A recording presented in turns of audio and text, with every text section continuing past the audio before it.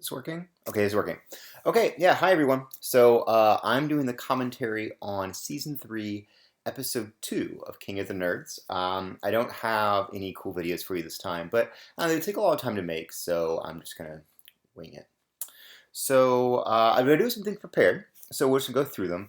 I realize when I make these when I want to see the next episode, so I want to see Episode 3 now, but I don't let myself see it until I comment the previous one. So I'll try and make these a little more timely. So let's just kind of roll through this. So what do we got here? So some fun facts. Heather and Amanda apparently slept in the same bunk bed every single night. Just leave it at that. They have an odd relationship, but I'm not exactly sure they slept together. They might have, but I think they slept together a little less than you'd think. Yeah, I don't know. I wish they would sleep together more. Like the relationship, like the less they sleep together, the weirder the relationship gets. So yeah. For people giving off their percentages, I think that's mostly Heather looking for prey. Like, it's like, oh, A20's like, yeah, I'm on the prowl. Right. There seems to be a lot of gay in the house this year. There's always been a little gay, sort of, in each season. This one seems to be like, extra gay. That's kind of charming. What's to say? Oh, I have a theory. I smell the gay on Todd. I smell it. So I don't want to out him, but I don't know. Just like when I don't know, someone said they were like 100-0, and Hal was like, "Oh," and he was like really sad, but he had like a funny expression, on his face. It's as though he like actually felt it, and I was just like, "Ooh, how interesting." Well, I don't know. I don't actually know anything. That was maybe he's just a very good actor. Could be. So. Okay, more fun facts. Did you know that Amanda has two husbands? Yes, I met both of them at the premiere. They identify themselves as husband one and husband two. And I don't know, that's kind of interesting. It's kind of interesting in its own right, but in terms of the game, it's interesting. It's interesting because I think it makes Amanda a more powerful player. Accomplished polyamorist, they're very good at it's like polyamory is like emotional relationship graduate school. Like they're very good at managing multiple like emotional relationships at once. Even they may be conflicting. And I can see things like that kind of happen in Nirvana. So I can imagine this would make her maybe just better, make her more resilient. It's like holding up to things. So I don't know. I guess we'll see how that goes. If I were to guess, I anticipate that Amanda will show strong emotional resilience kind of throughout the whole show. Or at the very least, I think she will hold up better than a typical contestant in her place. Yes, that's what I'll say. So, okay. So last time I said I would give a guess for who I think will be successful, who I think will win.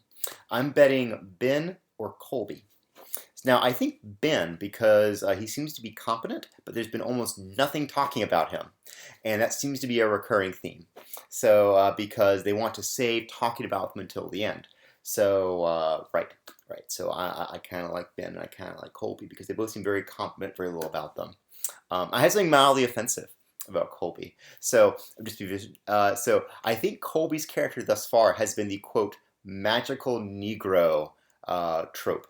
Now, before you get upset with me, I'm not claiming Colby is a magical Negro. I'm saying there's a character archetype called the magical Negro, and this you can look it up. It's on TV Tropes, and I'm saying that so far Colby's presentation has been the magical Negro. So right. So hopefully we get to see some magic for that.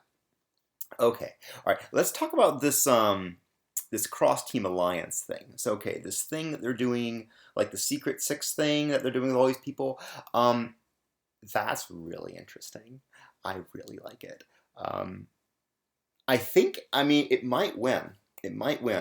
So clearly it might be fragile. Let's state it might be fragile. But like, no, really, like if they stick to the script, they got a lock. Like they really got a lock. I mean, you can't beat it. I mean, just like if they stick to it, like they actually win, and like it works. It totally works. Um, yeah, it really works. It might truly be OP. So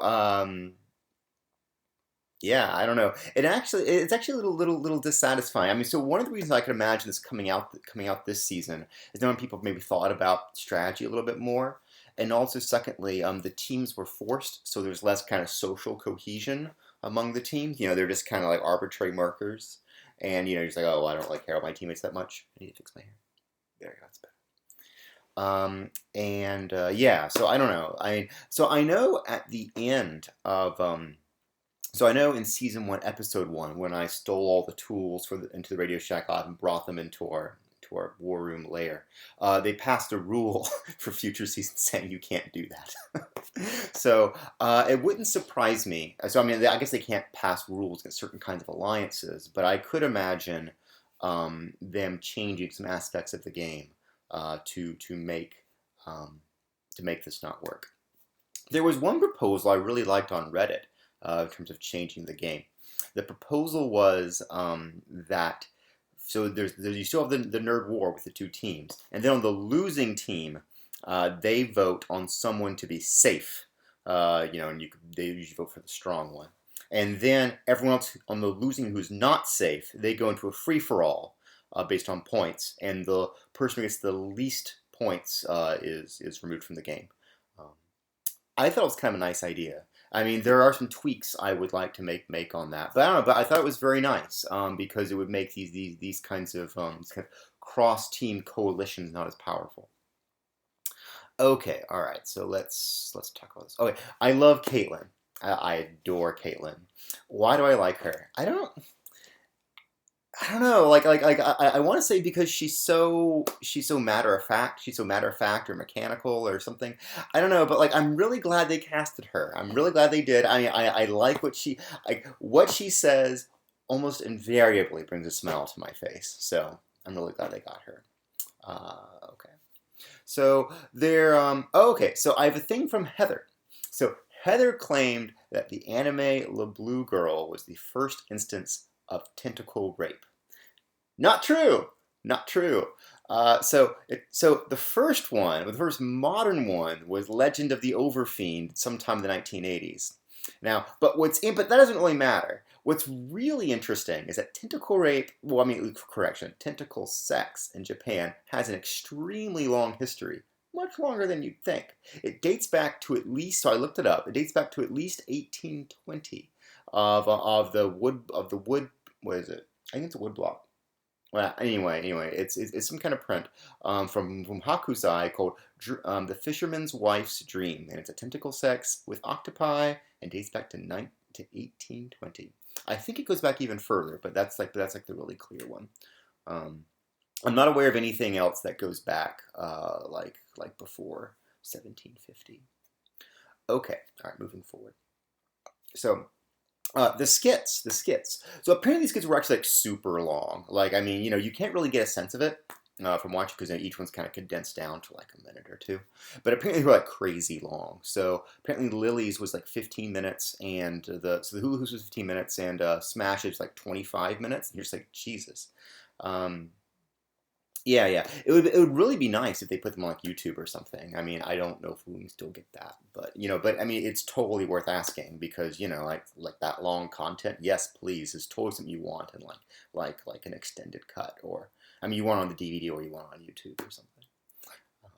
Right. So okay. So I talked to Lily. So okay, I personally liked the hula hoop skit better. I mean, just from what I saw on the episode. I like hula hoops, and I liked it because I don't know, the costumes were interesting. I don't know, like I mean, I've kind of seen robots with feelings before, and I didn't like the what is my fun? I mean, it just it didn't do much for me.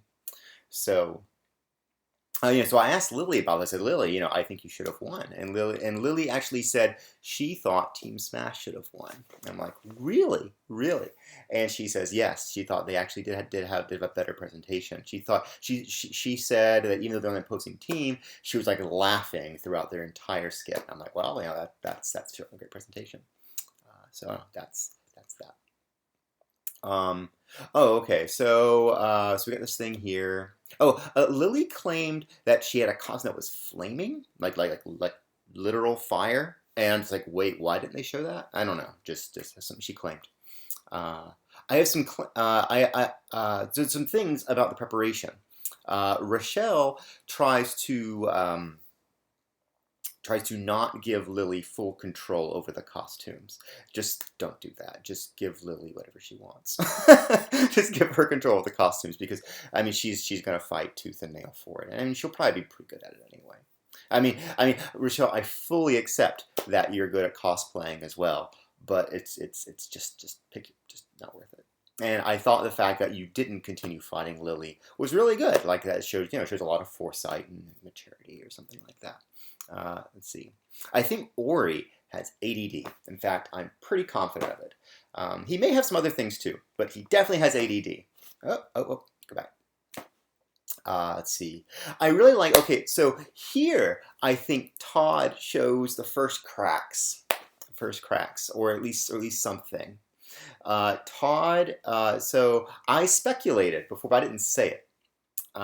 In episode 1. I expect in episode 1 that Todd would be a little emotionally vulnerable. And but yeah, no, I think we see this at the very beginning here. He's fragile to Lily crying. Don't get me wrong, I understand that's unpleasant if your teammate crying. That's not very fun. Totally get you. But I don't know, but it was clearly upsetting him, like it was getting to him. And that kind of makes sense because when someone's crying, it kind of influences you in a way. But it was impacting him like seemingly more than anyone else. And I don't know. I think this is a clue of things to come. So, right. Let's see. What were some other nice bits? Oh, Lily. Okay, so Lily implies that she dressed as a retro space girl because she predicted that Yaya Han would be dressed as a retro space girl. If so, that's amazing. Just like, bam, like dead on, completely correct. Like that's very impressive. So, and of course, Yaha Han is back. Yaha Han's breasts are as equally titillating and intimidating as ever. I felt exactly the same way when in season 1 and season 2. Okay, so right, okay, so they lost, and that was kind of sad. Okay, no, here's one thing. Okay, so Lily was crying, and Lily makes the hilarious line, crying makes me strong, blah, blah, blah, blah, and releases stress hormones from my tear ducts. Okay, so I'm just like, really? So I looked up, this is actually apparently true. So apparently when you have a high levels of cortisol in your system, it is released, high levels are released from your tear ducts. I'm just like, oh, who would have thunk? So, good job, Lily. Okay. All right. So this is the main thing I got. So see, now let's go on to the riddles. So I liked the riddles. They were really nice. I don't know. I liked them. I didn't get them all. So I got the stars, the silence, and the X, the letter X, and I did not get the penny or the candle. Right. The one I liked best was the X one because the one that really gives away the X one was two of me makes you a she. I'm just like, come on, what else could you possibly be? It's an X. It's an X. But the candle, man, that candle was hard. I don't think I would have. I think if I had sat there long enough, I would have eventually gotten the penny. Eventually, but I don't think I would have gotten the candle. I would just been like. Just no freaking clue. No freaking clue this could possibly be. So yeah, I don't know. So that's kind of what I got for this installment of commentary. So the thing that really pleased me, I like seeing. Rochelle. No, man. Wait. One of the Hydra. One of the Hydra's organs. They don't have individual identities. One of a constituent piece of the Hydra says is intimidated by Caitlin. And I really like that. I like the fact that Caitlin can make the Hydra squirm. That gives me some pleasure. So, what do I predict going forward? Do I predict? I predict that Todd is. I mean, okay. It's okay. I don't know if it's gonna be the next episode, but I mean, I predict that going forward, Todd's gonna have some kind of emotional something something. I'm not really sure what, but I mean, I don't know. There's something there, and I think I think this Hydra thing is going. I mean, sorry. I think this Secret Six thing is actually going to work. I predict it will, and if it does work, that's tragic. I don't want it to work. I don't want it because it makes the show less interesting. But I like strategically, it's good. It's very good. I like. I mean, I think it's good enough. It might break the game. Like, you know, the game might actually have to be changed because like this is just too powerful. And I hope to see more of Ben or Colby. And what else do I think? Oh, I did learn something else. I learned that there were two sexual hookups in the house with two distinct pairs of people uh, during season 3, and I don't know who they are, but of course I have my guesses. But you know, it's inappropriate for me to out them. But anyway, but y'all can think about that, and y'all can use that for your fan fictions. Um, right. And am I done? I think I'm done. So okay, great. So oh, want to see my DNA? That's my DNA. Oh, DNA right there. Okay, so let's see. Am I done? Yeah, I'm done. Cool. Cheers.